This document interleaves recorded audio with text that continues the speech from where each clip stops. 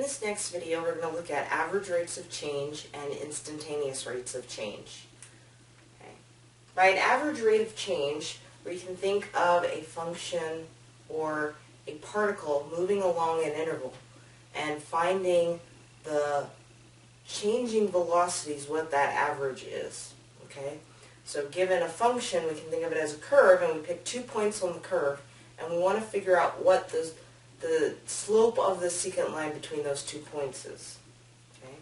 So for example, given a function f of x on an interval, a closed interval a to b, the average rate of change of f over that interval is denoted by the change in f over the change in x, which is f of b minus f of a over b minus a. And again, what this is saying pictorially is if I have a function, wherever that function is, let's call this our f of x, and I have 2 points a and b, if I want to find the change, the average rate in them, I'm going to find the line segment that connects them, whether it's on the curve or not, and I'm going to find basically a slope, so the y value difference over the x value difference. And again, what this is telling us is it does not matter what our function looks like. If I know f of b and f of a, and the a and b, as long as those are the same, the average rates are going to be the same. So I could have another function, let's say g of x does something like this. Okay. What this is telling me is that for that particular interval, the average rate of change for f on AB is going to be equal to the average rate of change of G on AB. Okay. So again, my average rate, we'll look at the slope of that secant line, and it doesn't matter what happens to the actual function between those values. It just matters what the start and stop value are over the interval. So in this first example, we're going to look at f of x equaling x squared minus 3x plus 7. And we want to find the average rate of change on the interval from 1 to 3. Okay. So here, again, what I'm going to do is, because I have a closed interval, there's my a and there's my b. So in this case, a is equal to 1, b is equal to 3. So our average rate of change on this interval is going to look like, again, the change in y. So f of 3 minus f of a, which is 1, over my b minus a. So 3 minus 1. Now it's just a matter of evaluating our function and then simplifying the expression. Okay, so f of 3 says I'm going to take 3 squared minus 3 times 3 plus 7. I'm going to subtract that from f of a, so plugging in 1. So 1 squared minus 3 times 1 plus 7. And I'm going to divide that by this difference, which is just 2.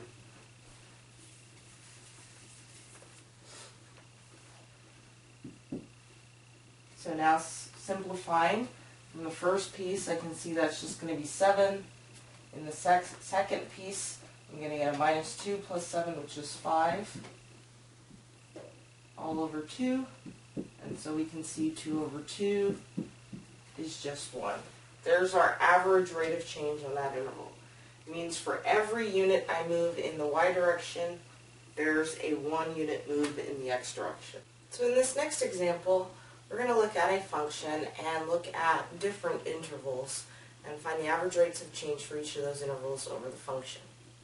So here, if we look, we've got f of x equals 2x squared over x plus 1, and we want to look at the average rate of change in the interval from 1 to 3, from 1 to 2, and from 1 to 1.5. Okay? So if we look at the first one, basically we've got our 2 points. So again, we'll look at the change in y and over the change in x. So for the change in y, our average rate of change is going to look like 2 times 3 squared over 3 plus 1 minus 2 times 1 squared over 1 plus 1 all over 3 minus 1. So simplifying looks like a 9 times 2, so 18 over 4 minus 2 over 2, all divided by 2. And then simplifying from there, basically looks like 9 halves minus 1, or 7 halves over 2, which we can see is going to be 7 over 4. Okay. Now let's do the same thing from the interval from 1 to 2. Okay. So as I look at the average rate of change for this one, notice it's going to look very similar. Our second term in this is going to be exactly the same as the second term in the first one. Okay. So our change in y looks like an 8 over 3 minus, again, the 2 over 2 all over 1. So simplifying, 8 thirds minus 1 looks like a 5 thirds. Okay. And then we'll go one more. Average rate from 1 to 3 halves. Our change in y, 2 times the 3 halves squared over 3 halves plus 1. Minus our 2 times 1 squared over 1 plus 1 all over 3 halves minus 1. So looking here, we'll get a 9 fourths times 2 looks like a 9 halves over a 5 halves.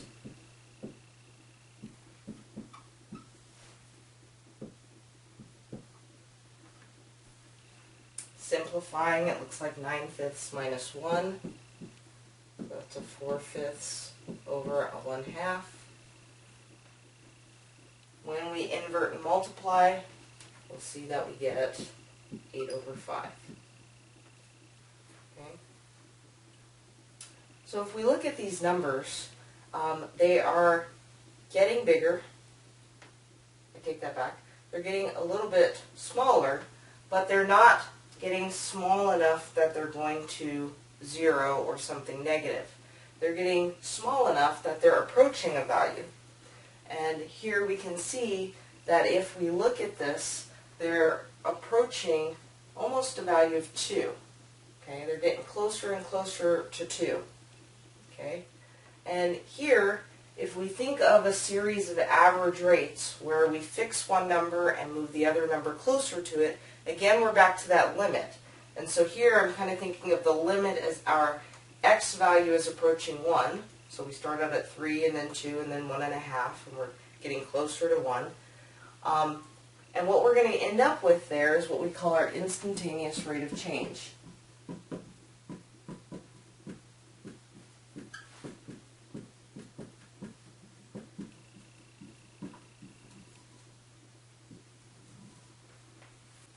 And so our instantaneous rate of change says that if f of x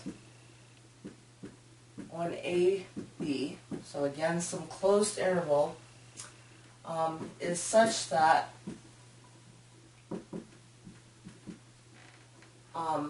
for c in that interval,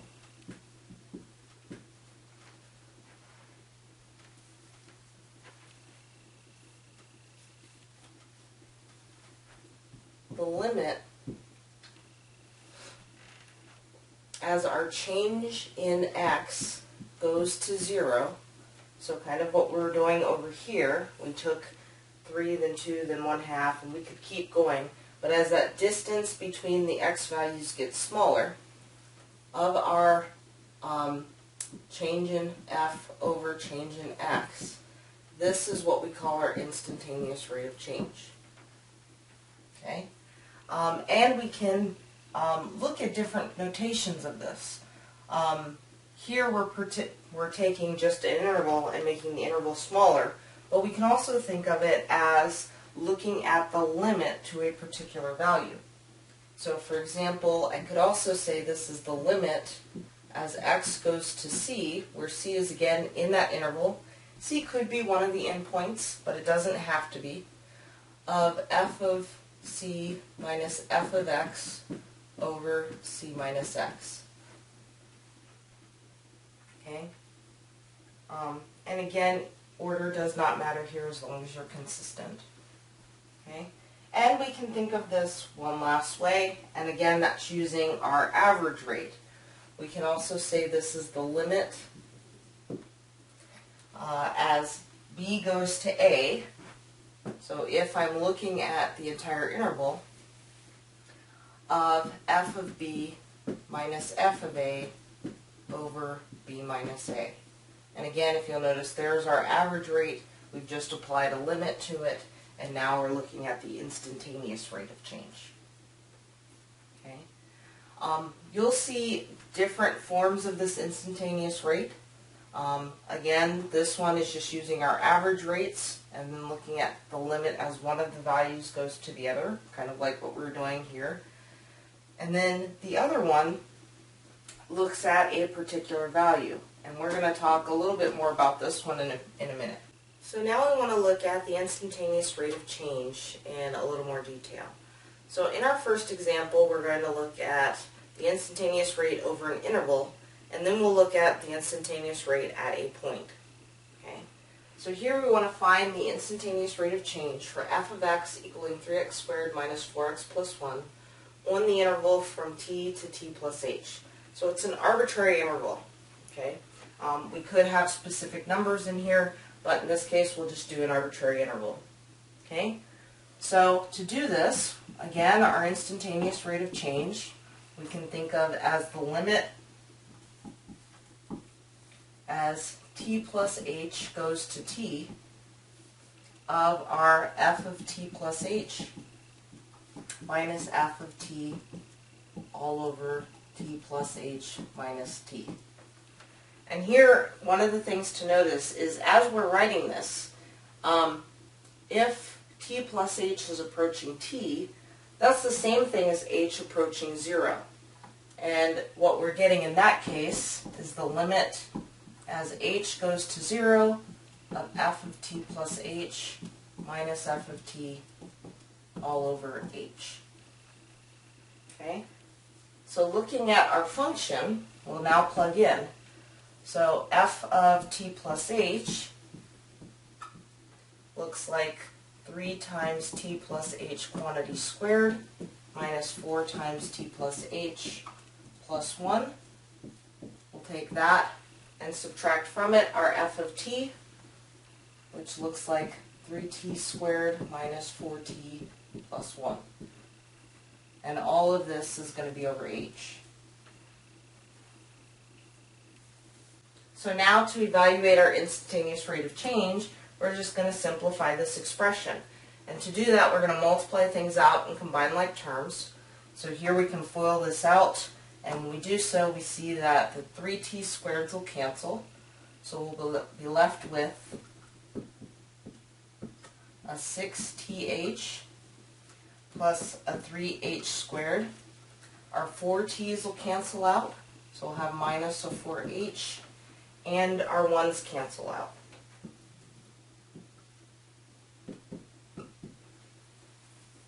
From there, we can go ahead and cancel out the h that's in every term.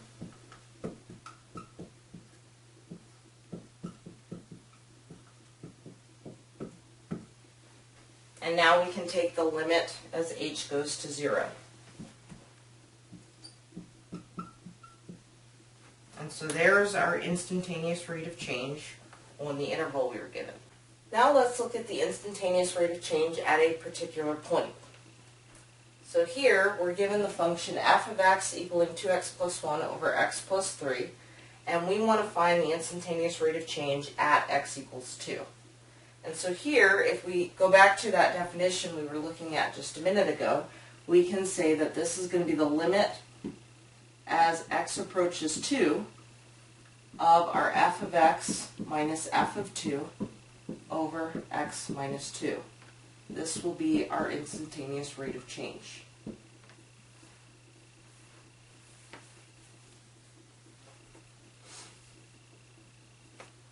So again, we'll start by plugging in the values. So f of x is going to be 2x plus 1 over x plus 3. F of 2 looks like 2 times 2 plus 1 over 2 plus 3. And all of this is going to be divided by x minus 2. So now we simplify. And here to simplify, I would start with this expression and then try to combine terms. So here we can see 2x plus 1 over x plus 3 minus, when we simplify, we're going to get a 5 over 5, or 1.